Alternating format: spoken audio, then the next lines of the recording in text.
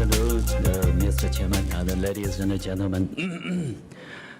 我还是用中文讲吧啊，我是来自于江苏省人民医院结直肠外科。Il va expliquer en chinois, mais au début, il a prévu une intervention en anglais et nous n'avons rien comme document à la main, donc nous ne sommes pas sûrs de pouvoir traduire correctement. Donc tout d'abord, c'est quoi donc SMA? Donc pourquoi on dit que c'est guidé par SMA? Donc en fait, c'est guidé, orienté par l'artère pour faire l'anatomie donc des vaisseaux sanguins donc rectal. Pourquoi faire de cette manière? Donc en fait, il faut envisager donc l'agression, le degré d'agression du tumeur pour donc en fait, pour la plupart des tumeurs, nous devons faire des interventions donc D3. Donc alors là, il y a quelques slides sur l'intervention chirurgicale que je vais vous montrer. Donc quelques petites vidéos.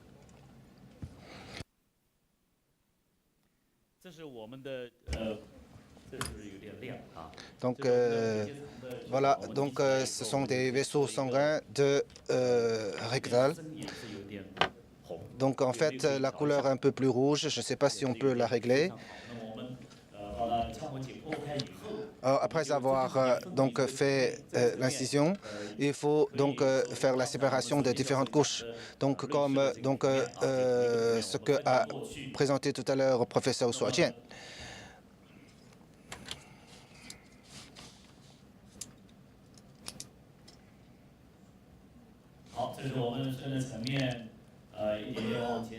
Donc nous arrivons ici donc à l'exercice et maintenant nous sommes en train de donc élargir donc ces interstices pour les séparer. Donc ainsi nous sommes en train de séparer les différentes couches.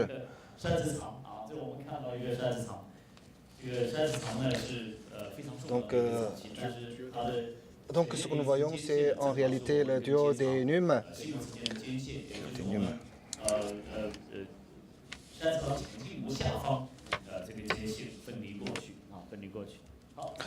Donc voilà, nous arrivons donc à rectal.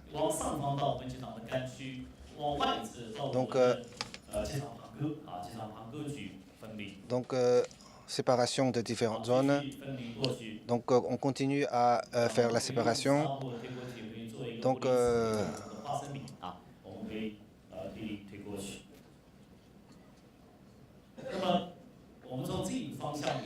dans direction, nous pouvons donc nous progresser vers dans une seule direction, mais si donc on n'arrive pas à le faire, on peut le procéder dans plusieurs directions.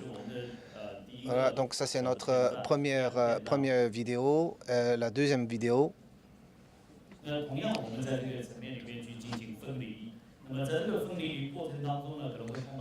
Donc ici nous pouvons rencontrer des difficultés et dans ce cas-là nous pouvons donc séparer dans plusieurs directions.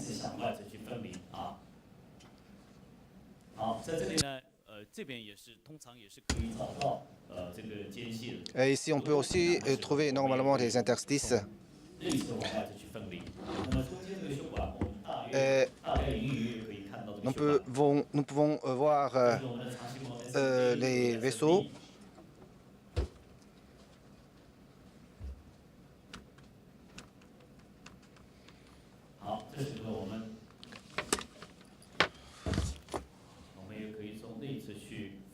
Donc voilà, différentes façons de séparation du bas en haut, de l'intérieur vers l'extérieur. Donc on peut garder maintenant les vaisseaux, mais donc il faut faire attention donc à ne pas endommager donc les vaisseaux.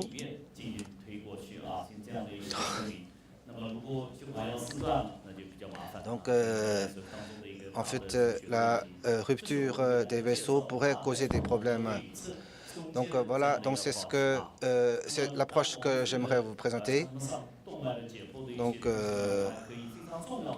une autre chose très importante, c'est justement donc en fait ce sont les vidéos que je donc la séparation SMA.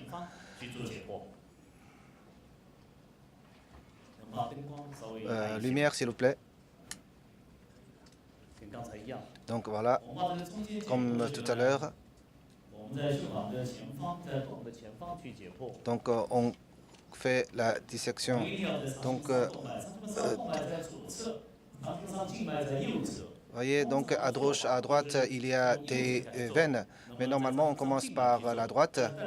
Mais le problème qui en résulte, c'est qu'on n'arrive pas à balayer les ganglions. Donc il faut séparer donc à gauche de l'artère de façon à faire paraître donc tous les vaisseaux à droite.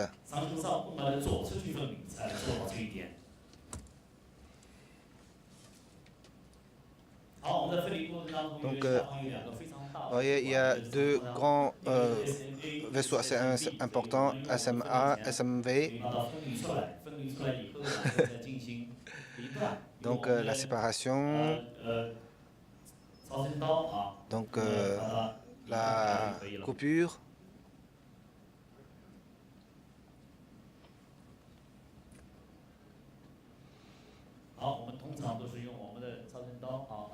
Donc, normalement, nous utilisons cet instrument pour faire la séparation. Donc, cette couche est séparée. Le balayage des ganglions. Donc, on va les balayer.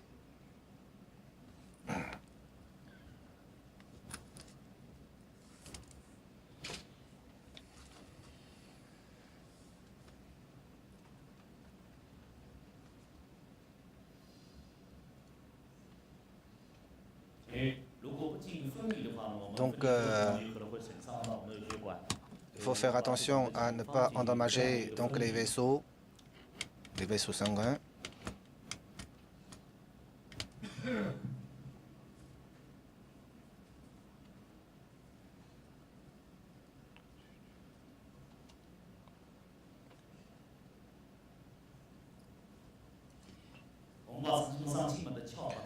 Donc, on va ouvrir donc, la couverture de la veine, mais pas celle de l'artère.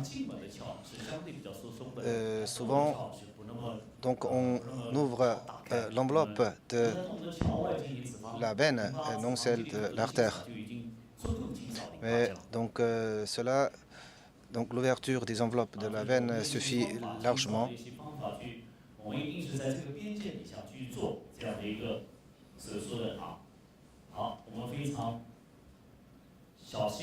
Donc, on fait la séparation avec beaucoup d'attention et de précaution.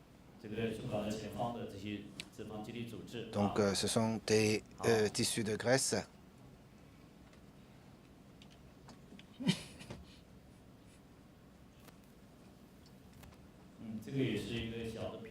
Donc, c'est une autre vidéo. Et puis, donc, regardons la dessécation. Donc, une autre vidéo, mais faute de temps, je ne vais pas tout vous montrer.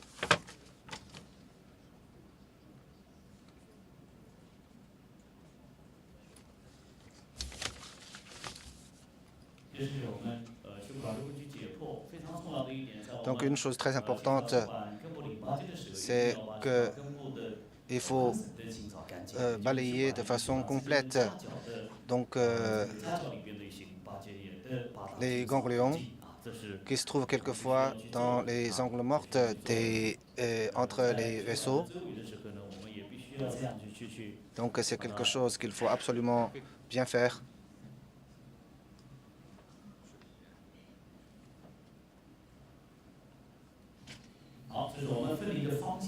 Donc ça, c'est la direction de la séparation, donc c'est-à-dire le faire le long donc, de l'artère gauche. Et puis, donc, on commence par le milieu, et ensuite de l'extérieur, et puis donc du haut. Donc, finalement, donc c'est l'ablation de rectale. Mais au cours de ce processus, une chose très importante, c'est que c'est la séparation des interstices. Et deuxièmement, c'est l'interstice de l'avant, donc de vaisseau. Et puis ensuite, il faut faire beaucoup d'attention pour faire attention à la séparation de ramifications.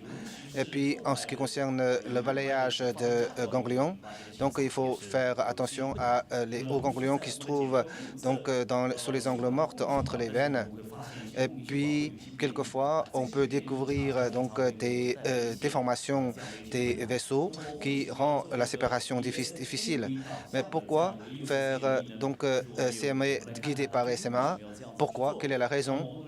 Donc, nous savons que les ganglions donc, en fait, se dispersent le long donc, de l'artère lymphatique. Et alors, le principe de SMA, c'est de procéder.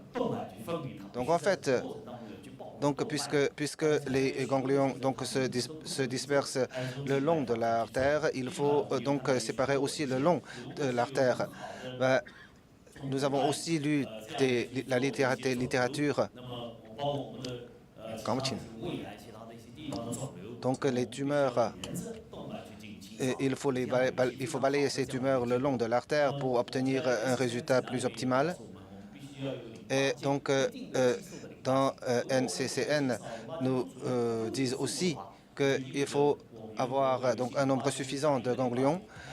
Si donc le nombre n'est pas suffisant, donc il peut donc exister des cas où donc on n'a pas suffisamment balayé ou bien complètement éliminé des ganglions.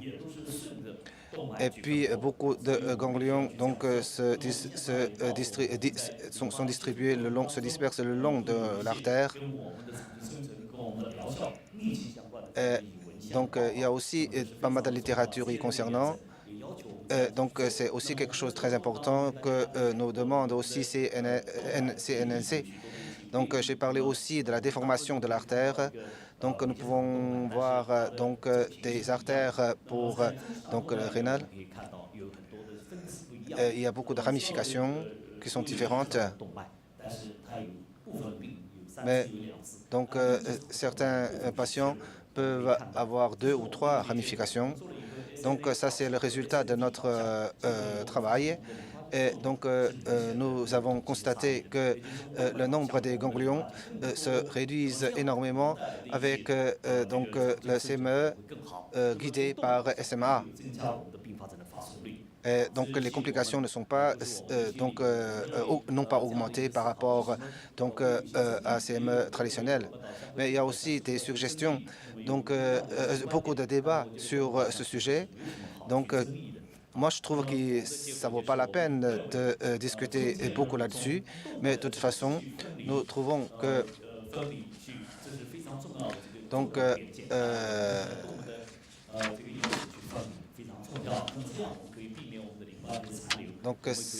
la façon CMA guidée par SMA peut nous aider à réduire énormément les ganglions.